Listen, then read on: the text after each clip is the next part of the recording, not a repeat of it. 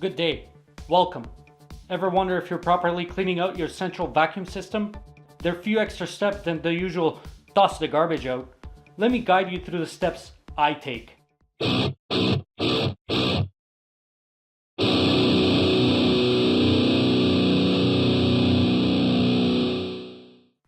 First off, a brief introduction for the central vacuum system.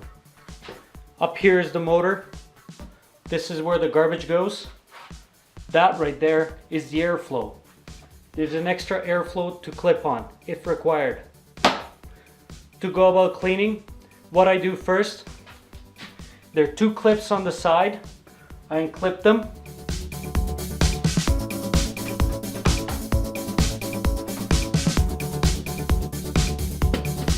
So I ensure to empty the garbage every so often from the bin, but most importantly, I ensure to clean right where the motor lies, right where the airflow enters.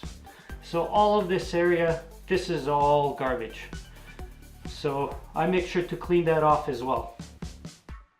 Thank you for watching another Handy Dandy Right episode, and if you found it useful, ensure to subscribe right there. Check out my other videos. Good luck with your home projects, and good day.